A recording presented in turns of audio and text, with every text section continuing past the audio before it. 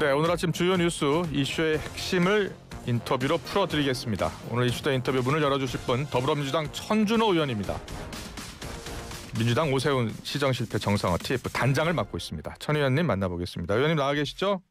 네, 안녕하세요. 네, 토요일이었습니다. 한강버스가 강바닥에 걸려서 멈추는 사고가 났는데 현장에 다녀오셨죠? 네네, 그렇습니다. 네. 네, 현장에서 보니까 가장 큰 문제가 어디에 있다고 보셨습니까? 현장을 막상 가보면 좀 더 충격적인데요. 예.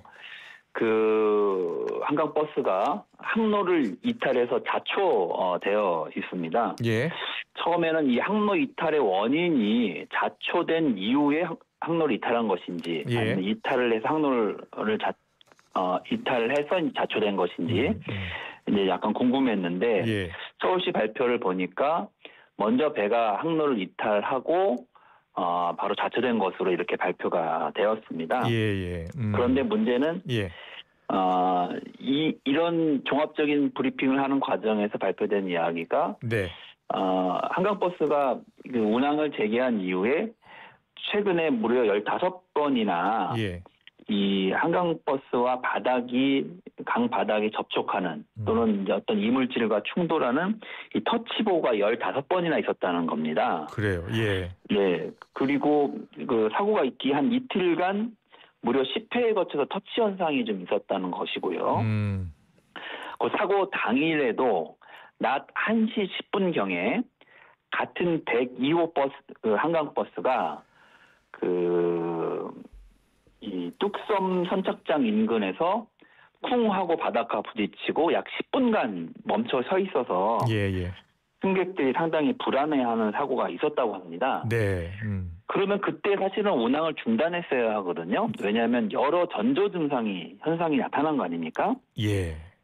그런데 서울시가 운항을 그 뒤로도 강행을 하다가 결국 8시 25분경에 한강버스가 다시 자초를 하고 승객 82명이 대피를 하는 구조가 되는 예. 이런 상황까지 오게 된 것인데요. 저는 이 과정이 굉장히 문제가 있었다고 생각합니다. 네. 어떤 사고든 간에 큰 사고가 발생하기 전에 사전에 전조 현상이 나타나는데 그때 사실은 민감하게 상황을 보고 운항을 중단한 과감한 조치가 좀 있었어야 함에도 불구하고 이 인명사고가 없었기에 망정이지 만약에 인명사고가 발생했다면 사실은 큰 책임을 서울시가 물었어야 될 그런 상황이라고 보여집니다. 예. 그래서 좀 이 사고의 책임은 전적으로 이 한강버스를 무리하게 운행을 강행한 서울시와 오세훈 시장이 있지 않나 이렇게 생각을 하고 있습니다. 예. 저도 화면을 보니까 119 순환 구조대 또 한강 경찰대가 현장에 출동을 했고요. 승객들이 모두 82명이나 됐다고 해요. 모두 일단 잠실 선착장으로 잘 옮겨져서 다친 사람은 없었는데 이제 앞으로 사후 대책이 중요하잖아요. 그렇습니다. 네. 네. 그런데 지금 현재도 일부 운항이 되고 있지 않나요? 그렇습니다. 좀 너무 놀라운데요. 예. 그 사고가 있었던 잠실 선착장에서 예. 압구정 구간은 이제 운항을 중단했는데 여의도 선착장에서 마곡 선착장까지의 운항은 계속 진행을 하고 있습니다. 네. 그래서 지금 이 배의 문제인지 단순히 이제 바닥이 수심이 낮아서의 문제인지 아니면 복합적인지 거기에 이제 선장의 운영 미숙이 있는지 사실은 이 여러 가지 요인들이 조금씩 결합되어 있는 것으로 현재 보여지는 상황인데요. 예. 그런 상황에서 사고의 원인과 그리고 그 해결 방안이 완전히 갖춰지지 않은 상태에서 여의도 마곡 구간의 운항을 계속한다는 것은 저는 굉장히 위험한 운행이라고 생각을 합니다. 예. 지금은 전면적인 운항을 중단하고 어떤 문제가 있는지 안전에 영향을 미칠 사안은 없는지를 종합적으로 검토하고 대비책을 마련한 후에 다시 운항을 재개해도 늦지 않거든요. 예. 정말 이해할 수가 없습니다. 그 오세훈 시장에게 공개 면담도 요청하셨죠? 네네네. 면담 요청했습니다. 예, 네. 답이 좀 왔습니까? 답은 오지 않았습니다. 근데 저희는 뭐 면담 안 해도 좋습니다. 예. 면담하는 것보다 더 중요한 것은 일단 지금 그 불안한 운항을 좀 중단하시고 예. 서울시 자체적인 점검으로만 한계가 있다면 외부 전문가들도 이렇게 모시고 그리고 행안부와 이제 해양수산부 등 중앙부처 전문가들도 같이 이렇게 불러서 예. 합동 점검을 좀 하면 좋을 것 같습니다. 그래서 그래요. 예. 안전을 완벽하게 갖춘 다음에 예. 운항을 하시는 게 좋지 않을까 이 말씀 다시 한번 드리고 싶습니다. 예. 전담보다 더 중요한 것은 사실은 좀 그런 부분이라고 생각합니다. 그렇습니다. 이 김민석 총리도 일단 안전대책 점검하라고 서울시에 특별 지시를 내린 상황이고요. 보니까 네네. 제가 찾아보니까 이 행정안전부가 지금 이제 재발방지책 논의를 하려고 하나 봐요. 네네. 예, 서울시, 해양경찰청, 경찰청, 소방청이 참석하는 관계부처 회의를 열어서 논의하기로 했다고 합니다. 좀 더 네. 서둘러야 될 것 같아요. 네네 그렇습니다. 예. 저는 서울시의 이 사고를 대하는 태도의 문제를 지적하지 않을 수가 없는데요. 그동안에 보면 큰 사고가 나기 전까지는 예. 사실 사고 사실을 계속 은폐해 왔습니다. 지난 10월 달에 있었던 국정감사 기간 동안에도 예. 제가 국토교통위원회인데요. 서울시 국감을 진행을 하고 행안위원회에서도 서울시 국감을 진행을 했는데 당시에 서울시가 그 사고와 관련된 또는 고장 수리와 관련된 문제점에 대한 자료가 있느냐 이렇게 물어봤을 때 자료가 부존재한다 이렇게 얘기했습니다. 예. 왜냐하면 이 사업은 민간 회사의 사업이기 때문에 서울시가 그런 자료를 갖고 있지 않다. 뭐 이렇게 이야기를 했고 예. 오세훈 시장도 증언을 하면서 별다른 문제가 없는 것으로 보고되었다 이렇게 이야기를 했거든요. 네. 이렇게 사고 사실과 또 관련 뭐 이런 것들을 은폐했는데 문제는 20일 날 서울시 국정감사가 있기 3일 전인 17일 날 예. 한강버스가 그 철제 부표와 높이 2m, 그 무게 5,100kg짜리 대형 부표인데요. 이거와 정면으로 충돌하는 그런 사고가 있었습니다. 예. 그럼에도 불구하고 3일 뒤에 있었던 국정감사 때 아무런 문제가 없다고 이렇게 답변한 것은 굉장히 큰 문제죠. 예. 그런데 이것을 보고 그 한강버스의 관계자가 저희한테 제보를 한 겁니다. 너무 자기가 봐도 어이가 없다. 서울시가 저렇게 사실을 가려서는 안 된다라고 하면서 제보를 했고 그 제보가 있자 또 며칠 뒤에 다른 제보자가 지난 5월에도 한강버스의 배 바닥이 찢어지는 사고가 있었다라고 하는 게 다른 언론에 또 제보가 됐습니다. 그래요. 예. 이런 사건이 있으니까 서울시가 그제서야 그동안 16건의 사고가 있었음을 이제 밝혔거든요. 예, 저는 이런 태도는 굉장히 위험한 태도라고 생각합니다. 예, 어제 이 시청에서 이제 브리핑이 있었고 그 한강버스 대표도 나왔더라고요. 서울시 본부장도 네네네. 나오고. 네네네. 조금 전에 잠깐 언급을 해주셨는데 사고 원인이 일단 항로 이탈이고 이 항로 표시 등 이게 태양광 충전 방식인데 작동하지 않았다는 설명을 하고 있어요. 네네. 예. 이런 태양광 충전 방식의 표시 등 항로 표시 등 이게 고장이 났으면 바로 운항을 멈춰야 되지 않았을까요? 글쎄요, 이제 그거는 운항 과정에서 이제 그렇게 주장을 하시는데 예. 제가 보기에는 그 여러 가지 복합적입니다. 기본적으로 그 뚝섬과 잠실 선착장 간의 사이에는 예. 그 수심이 대략 한 2.6m 정도 이렇게 되는 곳이거든요. 그래서 기본적으로 준설을 해도 수심이 2.6m 정도 유지가 되는데 예. 배가 그 수면 밑으로 한 1.6m 정도가 이제 잠긴다고 합니다. 예. 그러면 배 바닥과 평균 한 1m 정도의 여유만 발생을 하거든요. 그런데 문제는 한강 바닥이 2.6m를 유지하려고 준설을 하지만 이게 일정하게 유지가 되는 게 아니라 계속 토사가 쌓이기도 하고 이제 변화가 합니다. 원래 그게 한강의 특성이 그렇습니다. 예. 그렇기 때문에 사실은 준설을 자주 할 수밖에 없고 사실은 이런 배의 운항 자체가 사실 적절치 않은 그런 구간이거든요. 예. 근본적으로 그런 한계가 있다고 봐야 될 것 같고 그리고 선장들께서 물론 이제 열심히 운항을 하시겠지만 이 내륙에서 배를 운항하신 분도 계시지만 주로 바다에서 배를 운항하신 분들이 선장으로 많이 들어오셨다고 합니다. 예. 그래서 저는 안전 점검 차원에서 그러면 선장분들의 경력과 이력상 자료를 좀 제출해달라 서울시에 저희가 지난 국정감사 때부터 요청을 했는데 예. 서울시의 답변은 민간회사의 자료이기 때문에 제출할 수 없다 이런 답변입니다. 사실은 말이 안 되는 거죠. 이게 한강버스 사업이 왜 민간회사의 사업입니까? 오세훈 예. 시장이 아이디어를 내고 제안해서 시작됐고 서울시가 막대한 행정력과 자본을 투입해서 사실은 진행되는 사업이죠. 예. 이 주식회사 한강버스라고 하는 외피만 민간회사의 모양을 띠고 있을 뿐이지 실질은 서울시가 이 사업을 다 하고 있는 것이거든요. 예. 그런데 안전을 점검하기 위해서 자료를 요구하면 그런 식으로 회피해 나갑니다. 그리고 홍보할 때는 서울시의 사업으로 홍보를 하고 사고가 발생하면 민간회사 탓이다라고 이야기하는 것은 사실은 굉장히 무책임한 태도라고 저희는 생각을 합니다. 네. 이 관련해서 오세훈 시장이 페이스북에 글을 올렸더라고요. 승객 여러분께 불안과 불편을 끼쳐드려 송구하다. 관리 감독 기관으로 네. 원인 철저히 파악해서 부족한 부분은 신속하게 보완하겠다라고 하면서도 다만 안전 문제를 정치 공세의 도구로 삼는 행태는 바람직하지 않다라고 하면서 민주당을 겨냥했습니다. 어떻게 들으셨어요? 글쎄요. 저는 오세훈 시장의 그 말씀을 듣고 좀 깜짝 놀랐는데요. 예.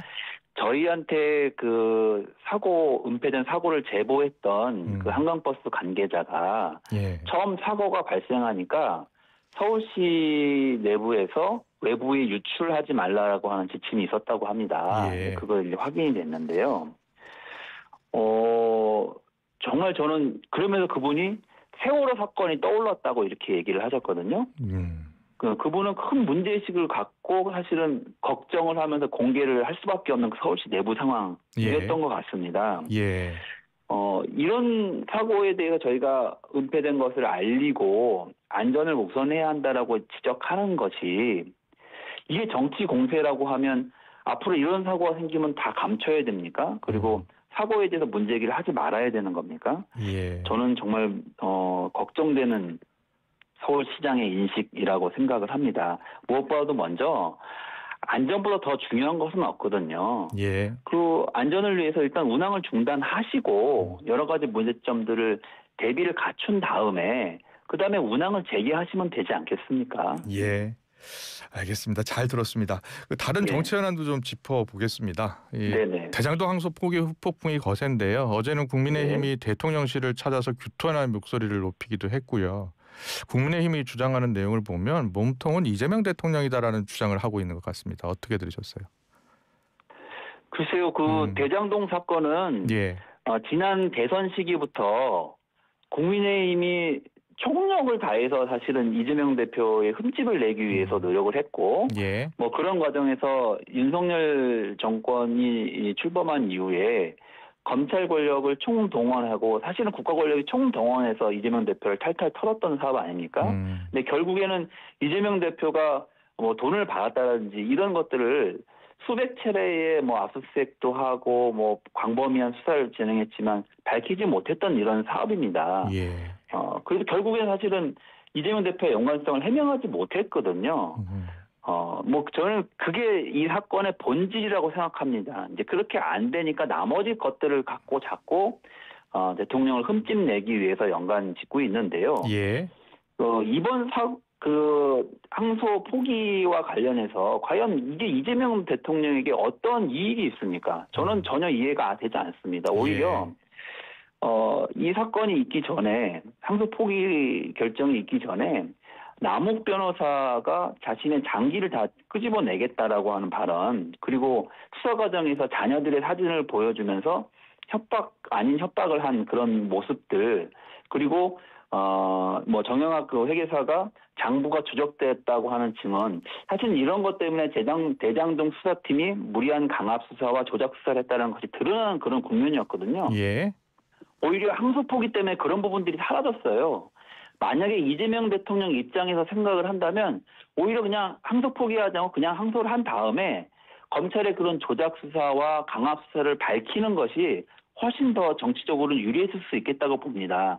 그런데 이제 그렇지 않은 상황이 되면서 오히려 조작 수사와 강압 수사의 대로 수사를 받고 조사의 대상이 돼야 될 검사들이 상황을 반전시키는 시도를 그 뒤에 한 것이거든요. 예. 오히려 저는 검찰에서 좀 치밀한 계산 속에서 이와 같은 상황이 만들어진 게 아닌가라고 하는 의심을 오히려 갖게 됩니다. 대장동 항소 포기가요. 전략적으로 검찰이 그렇습니다. 예. 그런 의심이야. 왜냐하면 이 상황이 가져다줄 이익이 없거든요. 오히려 이 상황을 계기로 해서 검찰들이 반격을 취하고 예를 들면 공격을 하고 그 조작과 예를 들면 강압수사의 국면을 전환시키고 또 국민의힘도 이걸 정치적으로 이용해서 대통령을 공격하고 있는 그런 상황이 벌어지는 거 아닙니까? 근데 이 항소 포기는 대통령 재판에 대한 항소를 포기한 것이 아니고 예. 또 여러 가지 그 뭐 추징금 얘기도 하시는데 추징금도 민사소송을 통해서 충분히 얼마든지 확보할 수가 있기 때문에 사실은 이게 실익이 전혀 없습니다. 오히려 이것은 검찰 안에서의 고도로 계산된 플레이지 않냐라고 하는 의심을 계속 갖게 됩니다. 예. 근데 정부가 지금 이 대장동 항소 포기에 반발하는 검사장들을 평검사로 전보하는 것을 검토하고 있잖아요. 네. 예. 검사장 2명이 또 어제 반발성 사퇴를 했고요. 네, 검사는 특별한 사람들이 아닙니다. 검사도 공무원입니다. 그러면 공무원에 준하는 공무원의 행동 강령과 품위 유지와 관련해서 위반되는 행위를 한다면 그에 따른 징계라든가 이것이 검토되는 것이 맞습니다. 물론 모두가 징계의 대상이냐라고 하는 부분들은 판단이 필요하겠지만 그런 공무원으로서의 이 품위에 맞지 않는 행동을 했다면 당연히 징계가 검토되는 것은 전 당연한 일이라고 생각합니다. 예. 앞서 이 대장동 항소 포기가 검찰의 고의적 또 전략적인 방법이었다라고 생각할 수도 있다라고 하셨잖아요. 네네. 예. 그러면 이제 국정조사를 통해서 좀 밝혀낼 건 밝혀내야겠네요. 국정조사를 통해서도 할 수가 있고, 이미 저희가 이제 생각하는 것은 법사위원회를 통해서 관계자들을 불러서 물어볼 수가 있거든요. 그런 걸 통해서 충분히 이제 진실을 밝히기 위한 노력을 할 수 있고, 필요한 특검 같은 것도 고려할 수 있겠지만, 일단은 신속하게 할 수 있는 방법은 현재 법사위를 통해서 관계자들을 불러서 국정조사에 준하는 또는 국정조사 형태의 이제 조사를 진행하는 것이 가장 좀 실속 있다 이렇게 생각을 합니다. 예. 이번에 이제 국정조사는 국민의힘은 여야 동수로 특별위원회를 구성하자는 거잖아요. 네. 예, 민주당은 법사위 차원의 국정조사를 이제 고수하고 있는 것이고요. 반드시 법사위 차원에서 해야 하는 이유는 뭐가 있을까요? 앞에서 말씀드린 것처럼 현재 이미 구성이 되어 있기 때문에 가장 신속하게 진실에 접근할 수 있는 방법이라고 생각합니다. 가장 신속한 방법이기 때문에. 예. 그리고 이 대장동 피고인 지금 남욱 변호사가 재산 동결 조치 해제 요구하고 있죠. 또 수익금으로 300억 원에 샀던 강남 토지를 지금 500억 원에 내놨다고 합니다. 이 대장동 피고인들이 이 항소 포기에 따라서 지금 혹시 계속해서 동결 해제를 요구하는 것 아니냐라는 우려도 있고요. 환수 못하는 것 아니냐라는 걱정도 있습니다. 어떻게 보고 계십니까? 대장동 일당의 그런 행태는 저는 잘 견제될 수 있을 거라고 생각을 합니다. 절대로 그런 부당한 만약에 수익이 있었다면 그것이 그 개인에게 돌아가는 일은 없도록 해야 되겠습니다. 예. 이게 지금 환수가 가능하겠느냐. 법조계에서는 여러 시각이 있는 것 같아요. 천준호 의원께서는 이게 회수가 가능하다고 보세요? 네, 충분히 가능합니다. 왜냐하면 그 피해 당사자가 있기 때문에 그 피해 당사자 그것을 구제할 수 있도록 이제 법적 조치를 취하고 민사소송을 제기할 수 있는 상황이라고 저희는 보고 있습니다. 예, 알겠습니다. 오늘 이슈도 인터뷰는 여기서 마무리하겠습니다. 잘 들었습니다. 천준호 의원과 함께했습니다. 고맙습니다. 네, 감사합니다.